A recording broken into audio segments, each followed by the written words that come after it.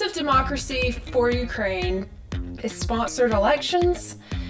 Today we will dive into the topic of Ukraine following President Zelensky's odd background, the United States and Biden's relationship with the country, the Ukrainian prosecutor that recently told mostly about the Bidens, and see why President Zelensky refuses to hold elections in Ukraine if America doesn't pay for it. So let's look closer.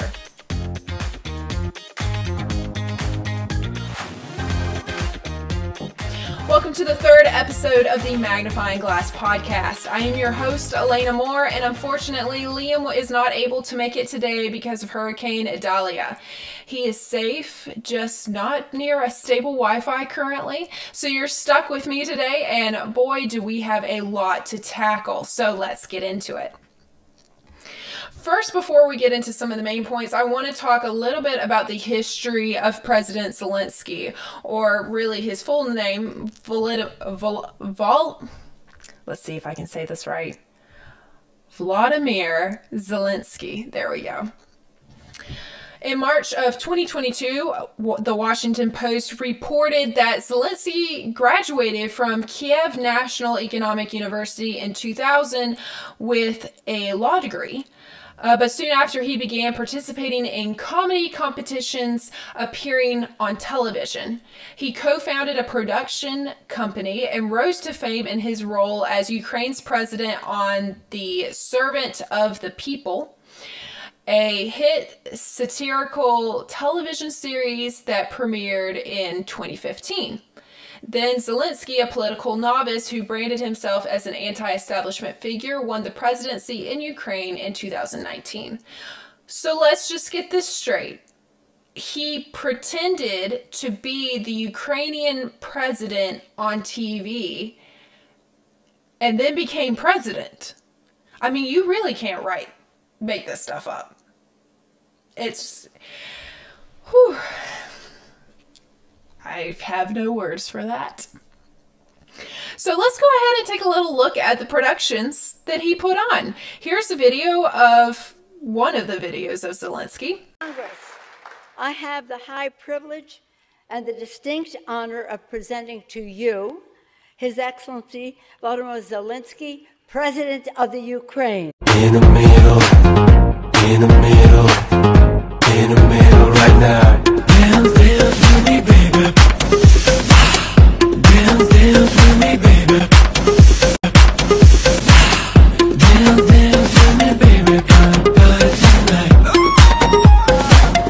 And if that wasn't enough for you, here is a video of Zelensky twerking, I think is what you would call this, or vibrating.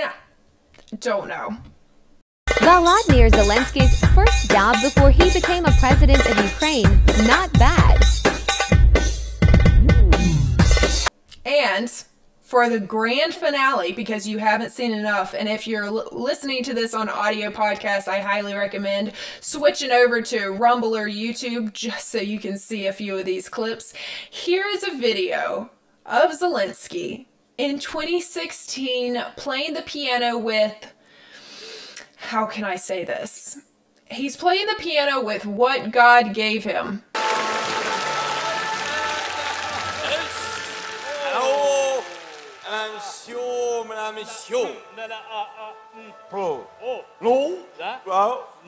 Праздник, да. Извините, так сказать. Ну, то для бис, да. Ну, мы не придем, ну. Да, да, все. Ну, тут так, да.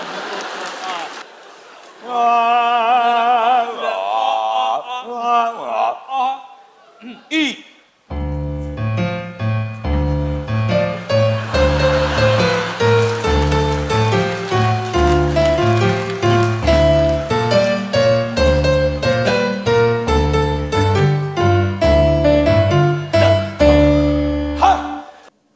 So that's a little bit of background on Zelensky. Just file that away in the back of your brain. Now let's turn directions to the 2013-2014 United States coup to unseat former Ukrainian President Viktor Yanukovych. I practiced these names before, I promise, and it's making it worse. So the former Ukrainian president Viktor Yanukovych,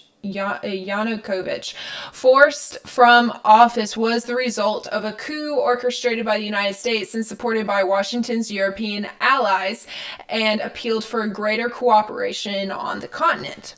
Jacobin reported in 2022 that the former president had first been ousted after the 2004 Orange Revolution that followed widespread charges of vote rigging in the election that brought him to power. Never heard of that before. Before running again 6 years later, Yanukovych had worked to rebuild his reputation, becoming the country's most trusted politician. I have nothing that I can say to confirm that. That's simply what they reported. So let's go ahead and read a little bit more about this. In 2021, on the 80th anniversary of the Great Patriotic War, Putin published an op-ed in the German newspaper Die Zeit.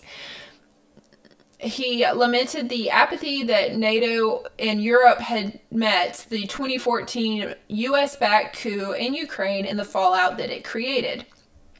He wrote, quote, "Moreover, many countries were faced with an artificial choice to be either with the collective West or with Russia. In fact, it was an ultimatum. We can see the consequences of such an aggressive policy on the example of the Ukrainian tragedy in 2014. Europe actively supported the anti-constitutional armed coup in Ukraine. Since this all started, why was it necessary to do this?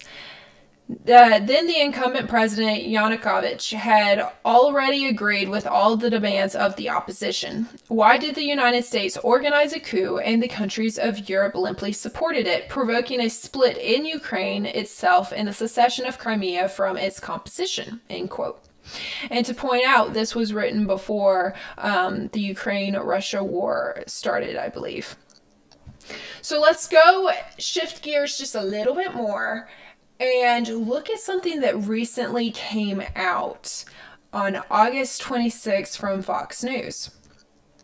In an exclusive interview with Fox News, former Ukrainian prosecutor General Viktor Shokin detailed the involvement he believed that President Biden, the then vice president, played in his firing and how it involved Hunter Biden's business dealings.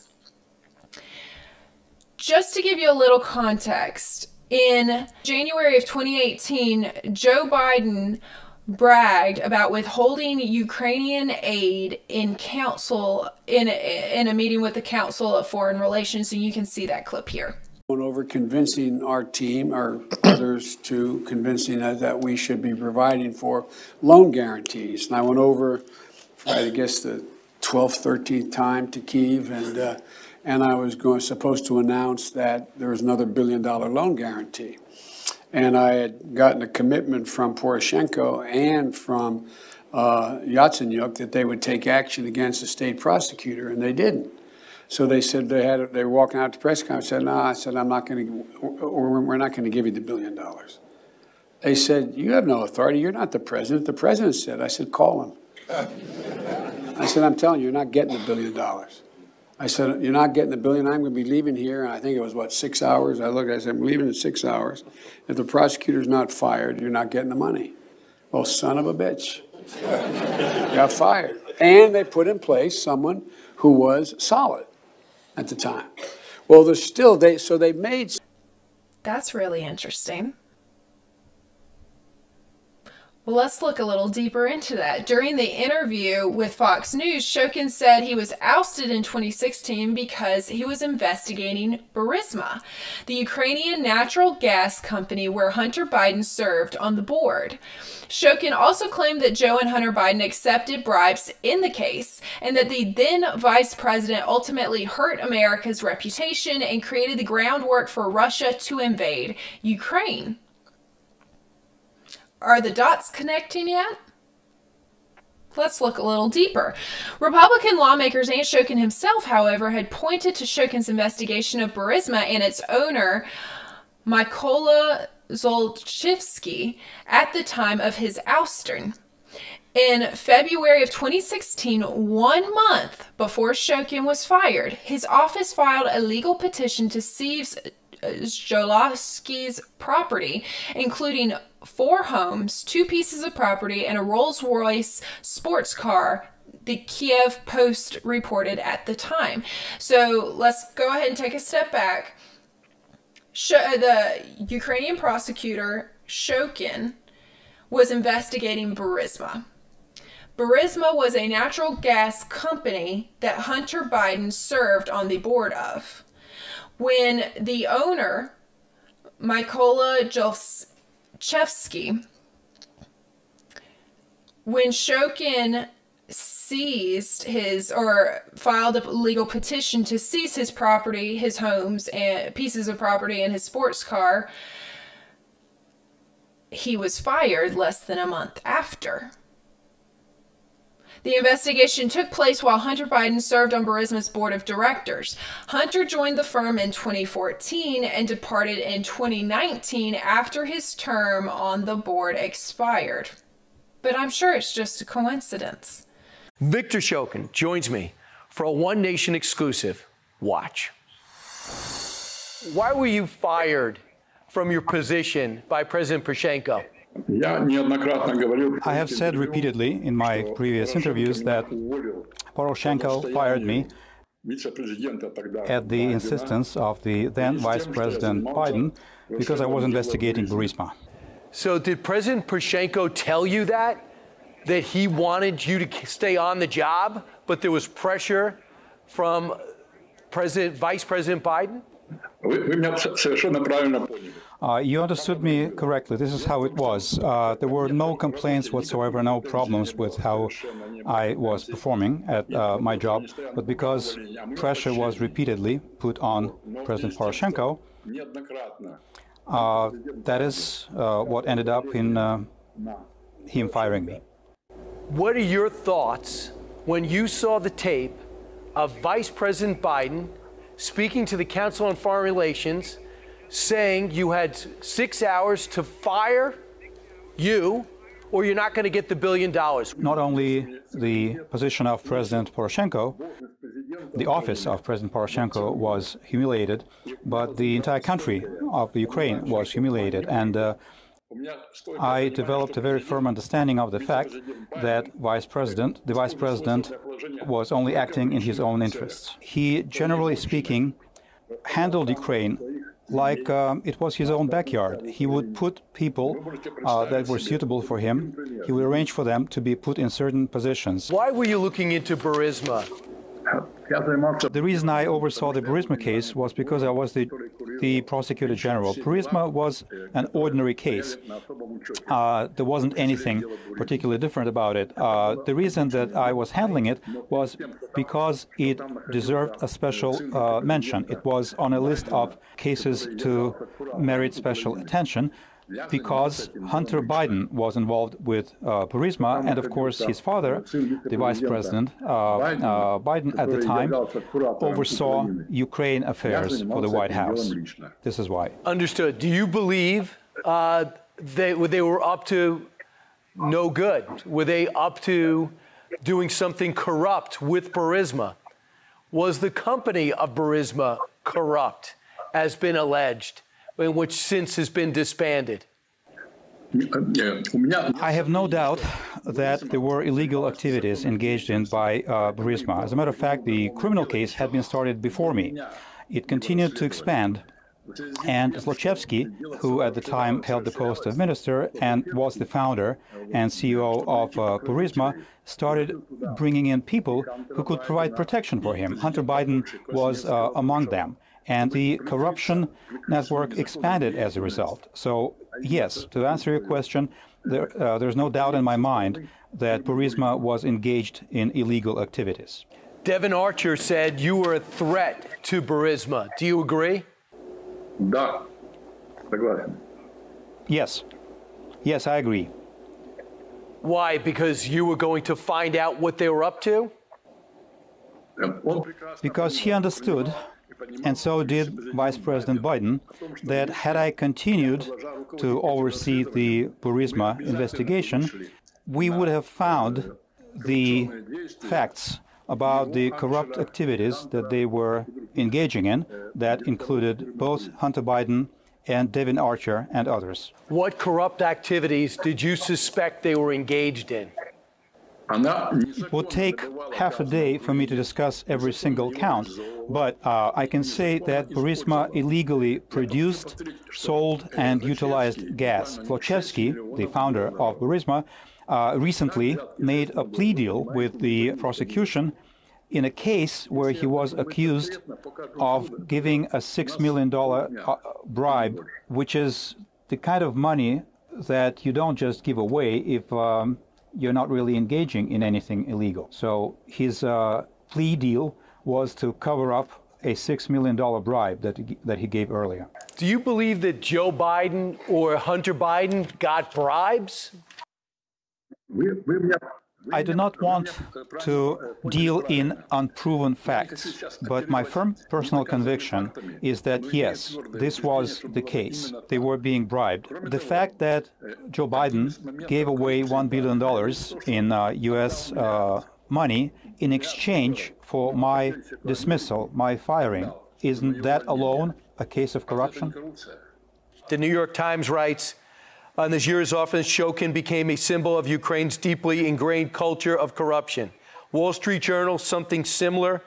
Washington Post, something similar. What do you say to people who say it's you that are corrupt and that Joe Biden did the right thing making sure you were fired? I would appreciate if any of these highly respectable publications could come up with a single instance or a single example of my personal corruption or any offense whatsoever allegedly committed by me. Why don't you sue then? Why don't you sue these publications for defamation? I would gladly do that, but suing somebody costs money, and I simply don't have the money to do that because I'm a retiree and my monthly pension constitutes the equivalent of $800. Has this damaged America's reputation in Ukraine? There is no doubt that his actions have damaged the U.S. reputation in Ukraine. It is public knowledge. Everybody knows that it was because of Joe Biden's actions that Russia was able to claim Crimea without firing a single shot, which of course eventually led to a full-scale war that is currently underway. And I do talk about this in my book. But yes, the damage has been done, definitely. I have long been concerned about my personal safety and security. And I've already died technically twice as I was poisoned with mercury. Victor Shokin, thank you so much. Appreciate your time. In a statement to Fox News, the White House pointed to indications that Shokin was fired because he had been too soft on corruption. Now remember, this happened just a few days ago, and by the time you watch this, it'll probably be about a week. The White House spokesperson Ian Sams told Fox News that, quote, for years these false claims have been debunked, and no matter how much airtime Fox gives them, they will remain false. Fox is giving platforms for these lies to a former Ukrainian prosecutor general who office his own deputy called a hotbed of corruption, drawing demands for reform not only from then Vice President Biden, but also from the U.S. diplomats, international partners, and Republican senators like Ron Johnson, end quote. Wow. Someone sounds a little freaked out. And trust me, I am not a fan of Fox News, but I think this is very interesting that this came out just before, or just after, just after President Zelensky demanded that America and Europe flip the bill for if he's going to hold an election. It's just all a little too, coincidental for me, but you make that decision and let us know in the comments. So let's switch a little gears. We've got Joe Biden in January 2018 bragging about withholding Ukraine aid and getting a prosecutor fired. We have that same prosecutor coming out on August 26th, pretty much telling his side of the story with the Bidens and Burisma in his investigation. Then we have the White House saying, oh, absolutely not, even though there is a video of Joe Biden bragging about getting this guy fired. Let's go ahead and turn to June 22nd, 2023, where in an interview with BBC, Zelensky states that an election in Ukraine will be held in 2024 only if martial law is ended by then Zelensky, emphasizing that according to the Ukrainian Constitution, no elections could be held in the country while martial law remains in effect. This is reported by the New Voice of Ukraine in June of this past year, that the next parliamentary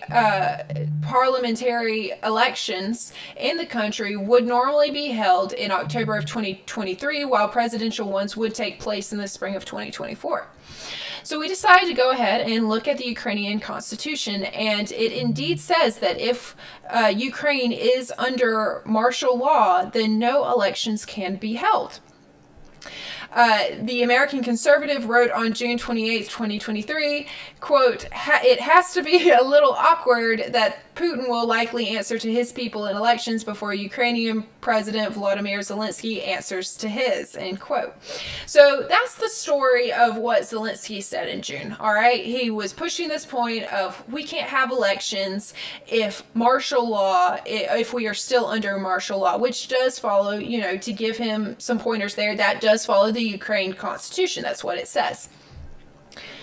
Well, things changed just a little bit, because on August 27th, 2023, and this is I believe right after that interview with the Ukrainian prosecutor came out. Sure, it's not related.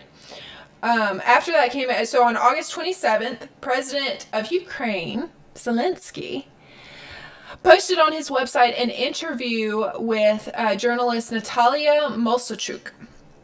And his header included the United States and the EU should share the risk of possible elections in Ukraine during the war. Zelensky goes on to recount a conversation that he had with South Carolina's own Senator Lindsey Graham, one of the biggest warmongers and supporters of the Ukrainian war.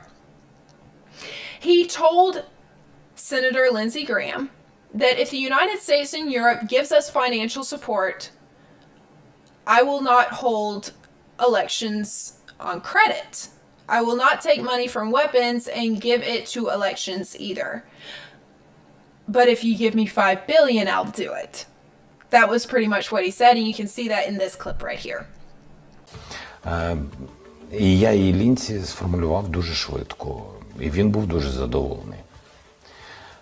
Якщо наші парламентарі готові, чому? Тому що нам потрібні тоді зміни до законодавства у Виборчий кодекс. Якщо я сказав йому, ви готові мені дати 5 мільярдів, тому що я не людина, яка займається бруківкою, і не зможу просто забрати з бюджету 5 мільярдів, мені здається, саме така сума потрібна на проведення виборів в звичайний час, а у військовий я не знаю, що це за сума, тому я йому сказав, якщо Сполучені Штати Америки разом з Європою дадуть нам фінансову підтримку, вибачте, я нічого не прошу, проводити вибори в кредит я не буду, забирати гроші від зброї і давати їх на вибори також не буду. І це передбачено законодавством. Є моменти за кордоном, тут нам потрібно, щоб допомогла в більшості своїй Європі, тому що українець сьогодні в більшості в Європейському Союзі, і там треба відкривати, у нас таких інфраструктурних спроможностей немає, там треба відкривати відповідні можливості, щоб люди прийшли. 7 мільйонів повинні проголосувати, для нас потрібен кожен голос. I'm sorry for y'all that are listening on podcasts. That was with captioning at the end.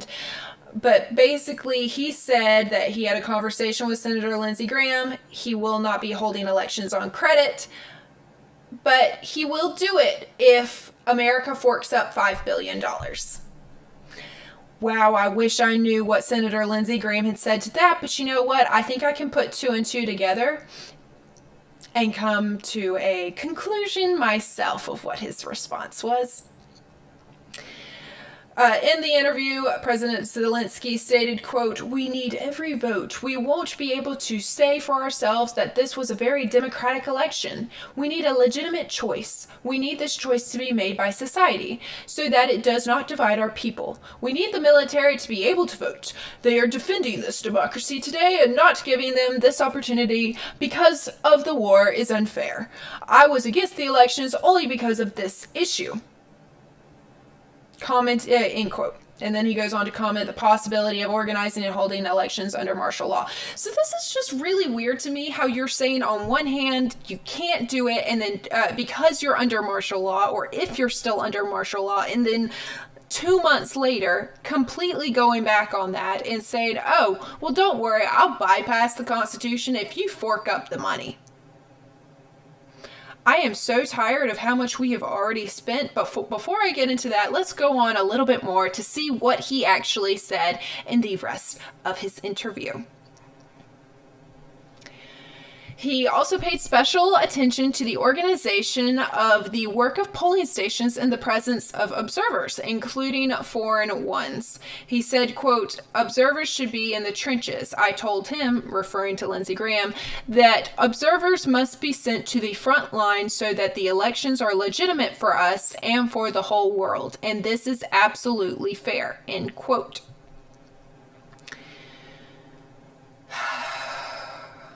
This is painful. Okay, let's move on to the next one. He says, quote, Zelensky says, quote, "We need help from Europe here because Ukrainians today are mostly in the European Union. Polling stations must be open there so that people can come in. 7 million people have to vote. We do not have such infrastructural capacities. We need to provide appropriate opportunities there," end quote. Whew. So, he's expecting 7 million people to vote, and they're in Europe.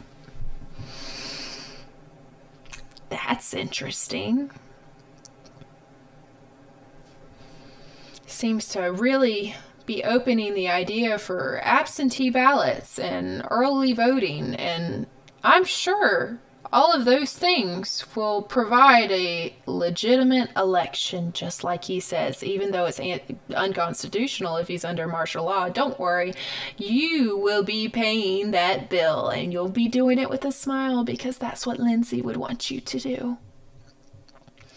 Breitbart reported on August 28th that the Ukrainian leader said that the elections during peacetime typically cost around $5 billion, which is $135 million here in US dollars, but did not speculate as to how much more that it would cost during a war, though presumably it would be much higher. End quote. I would tend to agree with Breitbart on that one. I have a feeling we have a way higher number coming towards us. The president in his interview said, quote, "We need an election in Ukraine next year. I want to see this country have a free and fair election even while it is under assault," end quote. I still just cannot get over this flip-flopping. I mean, we see so much flip-flopping in politics, but for a president that has been boosted up as the savior of Ukraine by Western media, been paraded around, told that has had multiple interviews with Vogue and with the People magazine and with CNN and all the major, news magazines and organizations. They've all gone into Ukraine taking videos and how, Zelensky always wears the same uniform even though there's nothing going on around him, and it's obviously safe enough for a ton of American reporters to be out there. Oh, but don't worry, we can't have an election because we're under martial law. Oh, wait, no, don't worry, we can have an election because it's necessary that I get reelected and see that we have a free and fair one because, oh, who has the most free and fair elections in the world? Oh, it's definitely America.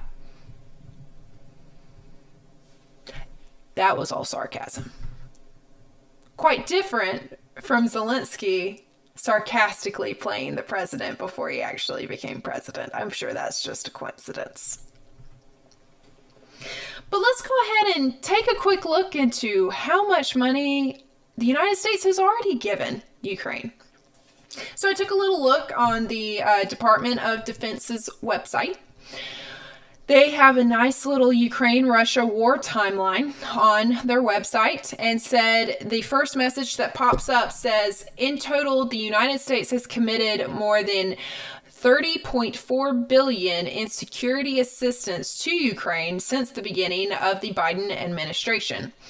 Since 2014, the United States has committed more than $32.4 billion and more than $29.8 billion since the beginning of Russia's unprovoked and brutal invasion on February 24th, 2022, end quote. So to summarize that, since Biden has been in the Oval Office, he has committed more than $30.4 billion. He and the rest of Congress, let's not forget them, because they have a lot here. A lot of say and a lot of push, including Lady G, who, by the way, the vast majority of South Carolina hates. If you saw my viral video of him getting booed in Pickens at President Trump's rally on July 1st. Oh, but don't worry. The People's Voice reported that Zelensky boasts that the United States will definitely keep sending billions to Ukraine no matter who wins the election. And this was reported on August 28th, 2023, so same date. During an interview with 1+1 TV channel on Sunday, Zelensky outlined the security guarantees that Ukraine is seeking from the U.S. and its allies on its path to NATO. Leaders of the U.S.-led military bloc failed to offer Ukraine a roadmap to the membership at a summit in Lithuania last month, although G7 nations promised continued assistance. Zelensky said, quote, "We will definitely have an Israeli model, the one which has weapons, technology, training, funding, etc." End quote. Well, don't you just love it when a foreign president goes ahead and assumes that your wallet is going to be paying for his war? If that doesn't make your blood boil, I don't know what will. Not only does he want you to fund his war, he wants you to fund his election. That is unconstitutional until he says it's not. So we've covered a lot in just a little bit of time. Thank you so much for joining us on the Magnifying Glass Podcast. We always take the overlooked headlines and dig deeper, magnifying the stories that impact you and your wallet. If you enjoyed this episode, be sure to subscribe, rate, and share, helping us shine a light on big issues like the one we covered today. I'm your host, Elena Moore, and remember, sometimes the smallest details make the biggest difference. Until next time, keep looking closer.